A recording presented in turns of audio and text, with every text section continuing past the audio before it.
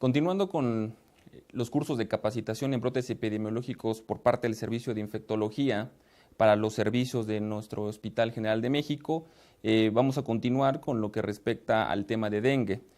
Soy el doctor Emanuel Jiménez Villanueva, soy residente de sexto año del Servicio de Infectología y la intención de abordar este tema es conocer un aspecto general de la enfermedad, del vector, del mecanismo de transmisión y el tratamiento basal de esta enfermedad, y obviamente conocer un panorama epidemiológico reciente de esta patología.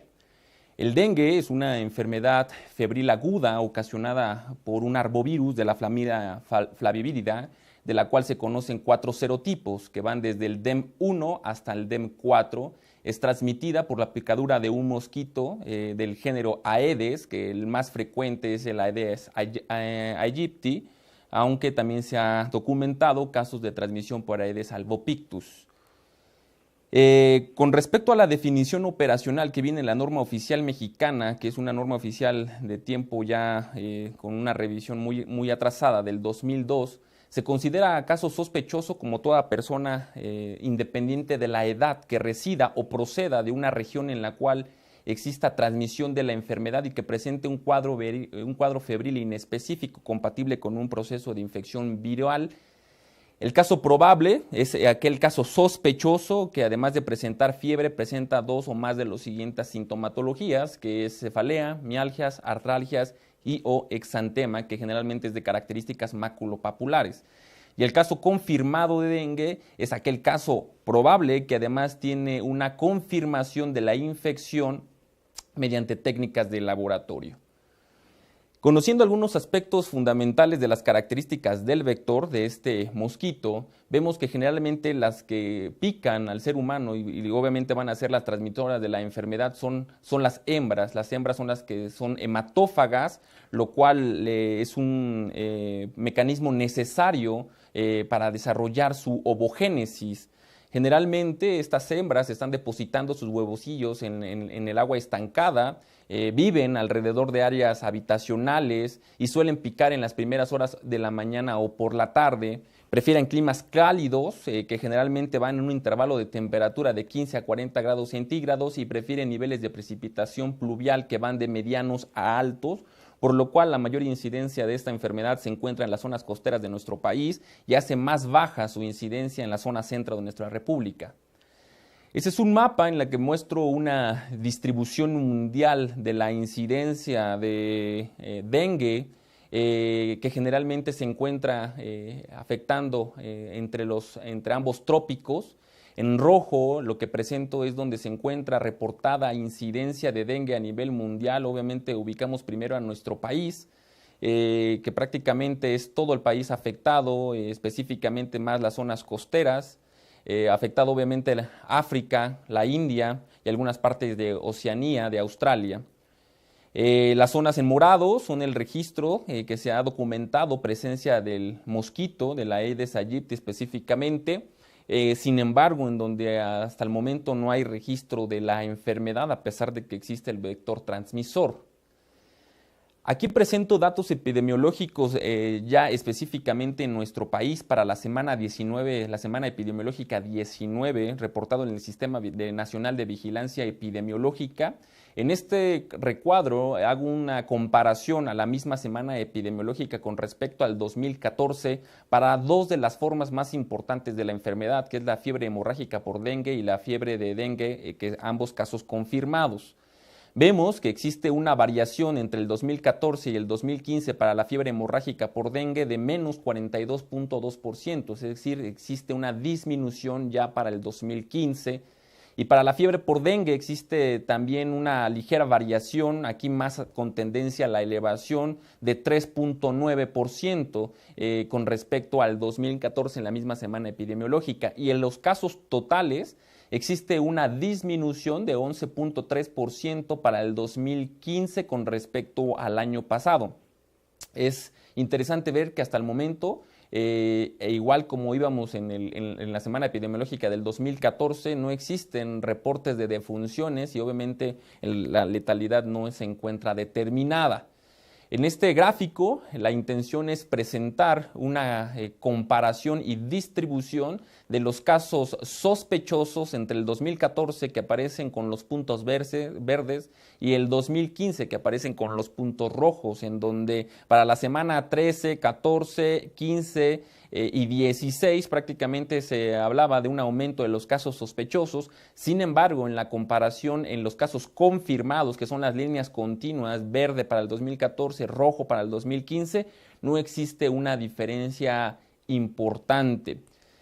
Ya habíamos comentado que existía un decremento del 11% de los casos confirmados para esta semana epidemiológica con respecto al 2015, lo puntualizo en esta descripción, y que aproximadamente el 53%, más de la mitad, un poco más de la mitad de los casos confirmados corresponden para los estados de Guerrero, Chiapas, Colima, Veracruz y Quintana Roo. Aquí presento una tabla en la cual se representa la incidencia de casos para fiebre por dengue y fiebre hemorrágica por dengue, casos confirmados y una descripción de la tasa de incidencia.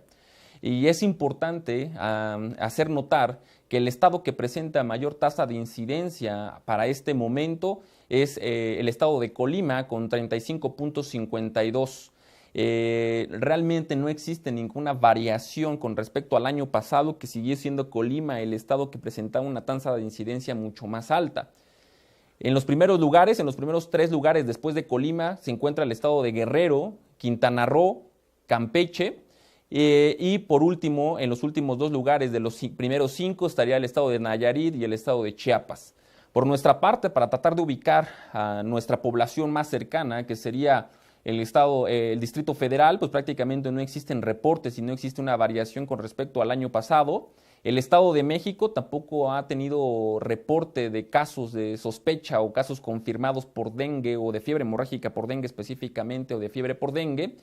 Y con lo que respecta al estado de Hidalgo, que es otro de los estados cercanos, pues hasta el momento existe un reporte de fiebre por dengue de 3 casos, y no hay reporte de una fiebre hemorrágica por dengue, mencionando una tasa de incidencia total de 0.1, lo cual es muy baja. Quizá por las características de poca adaptabilidad del mosquito transmisor a la altura de estos estados, recordando que nosotros nos encontramos a 2.245 metros sobre el nivel del mar, lo cual hace poco probable que pueda existir el crecimiento del mosquito a estas alturas, a pesar de que en algunas regiones, como es la región sur del Distrito Federal, se han encontrado crecimiento de larvas, sin embargo, no se ha encontrado el mosquito como tal. Aquí en este mapa y con esta tabla, lo que presento es una distribución de la incidencia por entidad federativa de dengue, pero específicamente los serotipos que se han aislado. Ya habíamos mencionado desde el inicio que esta enfermedad está determinada por 4 serotipos. Nos vamos a enfocar a los más importantes, que es el estado de Colima, el que presenta la mayor tasa de incidencia y el cual pone un reporte de los serotipos más importantes o más frecuentes reportados hasta el momento, que es el 1 y el 4. Por su parte, el estado de Guerrero presenta el 1, 2 y 4. Chiapas, que se encuentra dentro de una tasa de incidencia de 5.71 a 11.34, se encuentra reportando 1, 2 y el 3. El año pasado reportaban los 4 serotipos. Por su parte, Quintana Roo y Campeche se encuentran registrando solamente 3, el 2, el 3 y el 4 en Campeche, el 1, el 2 y el 4 para Quintana Roo. Y yéndonos al norte de la República, quizás el que presenta una mayor tasa de incidencias es el estado de Sonora, el cual presenta los serotipos 1 y 2, los más frecuentes. Aquí presento una distribución de incidencia por edad y género con respecto a fiebre por dengue y fiebre hemorrágica por dengue. Es importante hacer notar que en ambas entidades la población mucho más afectada es la población adolescente, la población adulta joven, que se encuentra por abajo de 24 años, teniendo el pico más importante entre los 15 y 19 años para ambas enfermedades. Y prácticamente haciendo una comparación con respecto al género. Existe un ligero predominio en la fiebre por dengue para el género femenino con respecto al masculino, y para la fiebre hemorrágica por dengue, pues prácticamente tiene una distribución muy similar, 50 a 50%. Aquí trato de representar las fases clínicas de la infección, en donde se inicia con la picadura de una persona no previamente infectada por un mosquito que ya tiene la infección, con el posterior desarrollo del proceso del ciclo biológico del mosquito dentro del ser humano, desarrollando un proceso de enfermedad en el humano capaz de producir la forma transmisora de la enfermedad del parásito, y posteriormente siendo capaz de ser picado nuevamente por un mosquito que quizás no se encuentre infectado, infecta a ese mosquito y se establece un círculo vicioso en el que se repite el mecanismo de transmisión con paso de la enfermedad al ser humano. Las 4 fases más importantes de la infección es la fase de incubación, que se reconoce con un periodo de 3 a 10 días, la fase febril, que va en promedio de 2 a 7 días, la fase crítica o de fuga plasmática, que cubre un periodo de 3 a 7 días después de la remisión de la fiebre, y por último lo que es la fase de recuperación, que va de 7 a 10 días. La OMS reconoce hasta el momento 5 formas clínicas de dengue. Sin embargo, las más importantes desde el punto de vista clínico y para un hospital de estas características, la que más nos importa son 2, que es el dengue no grave y el dengue grave. El dengue no grave se divide en 2 formas, que son con signos de alarma y sin signos de alarma. Por su parte, los de sin signos de alarma es el paciente que le vamos a dar un manejo ambulatorio que presenta una forma leve de la enfermedad, caracterizada básicamente por los signos y síntomas clínicos mencionados que son característicos de la enfermedad.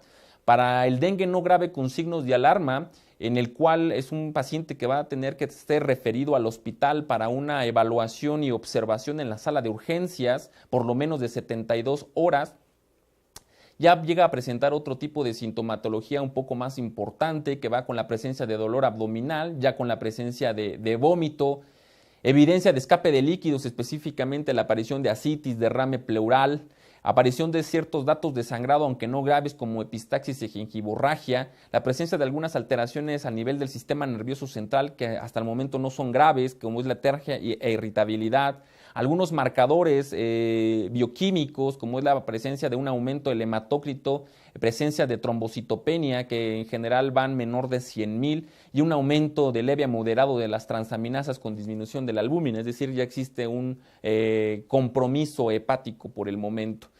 Y nos vamos hacia la parte más importante, la parte grave, que quizás es la que puede llegar en algún momento a nuestro hospital para darle manejo de soporte, el cual se caracteriza por obviamente la presencia de líquido, de fuga de líquidos de manera importante, presencia de datos de hemorragia mucho más grave, y ya con la afección de diversos órganos, estableciéndose puede ser un proceso de falla orgánica múltiple.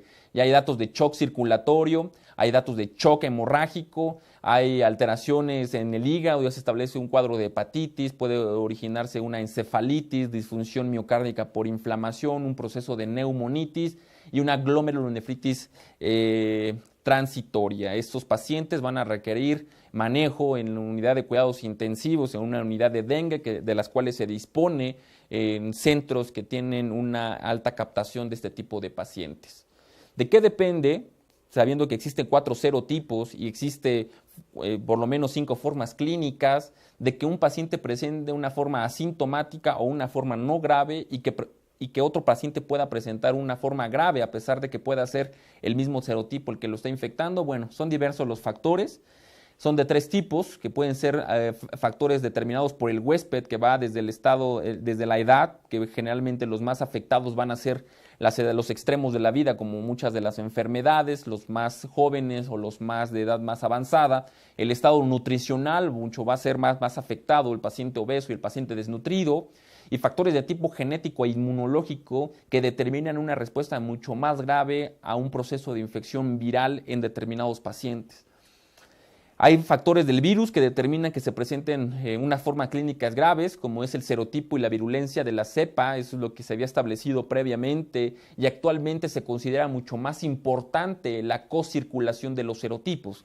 Es decir, primero dejar muy claro que la infección por un serotipo no nos protege contra la infección por otro serotipo al ser picado nuevamente por el mosquito, número uno. Y número dos, es quizás más importante el que haya sido infectado por 2 o por 3 serotipos diferentes para establecer una forma grave de la enfermedad, más que por un serotipo en particular.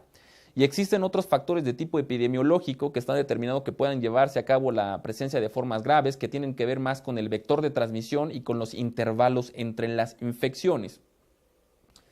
¿Cómo vamos a desarrollar el diagnóstico en caso de que se nos presente un caso sospechoso, probable de dengue? Y para irnos a la definición operacional de un caso confirmado, primero es importante hacer la determinación de en qué momento de la fiebre se presenta nuestro paciente. Es decir, si el paciente se presenta dentro de los primeros 5 días de iniciada la fiebre, o si el paciente se presenta en el día 6 o más de iniciada la fiebre. En el primer caso, en los primeros 5 días, nosotros podemos hacer la determinación de ELISA para el antígeno NS1. En caso de ser positivo, pues prácticamente habría una confirmación del caso. Este es un algoritmo diagnóstico del INDRE publicado en el 2008 sin una nueva actualización.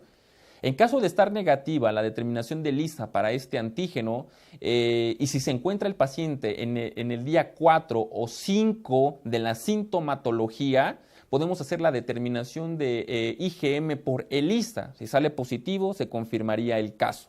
En caso de no encontrarse entre el día 4 y 5 de la fiebre, nos iríamos directamente con ELISA para NS1 negativo a la determinación de cuantificación de IgG.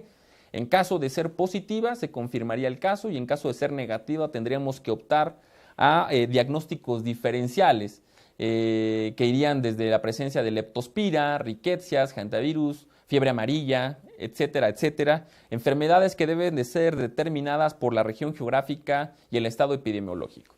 En el caso en el que el paciente se encuentre en un día entre el 6 o más de iniciada la fiebre, ya no nos iríamos a la determinación del antígeno NS1, sino iríamos a la determinación por ELISA del anticuerpo IgM. Ser positivo, se confirma el caso. En caso de ser negativo, tendríamos que ir a la determinación de una cuantificación de IgG. Nuevamente, si es negativo, con diagnósticos diferenciales, y si es positivo, se confirmaría el caso.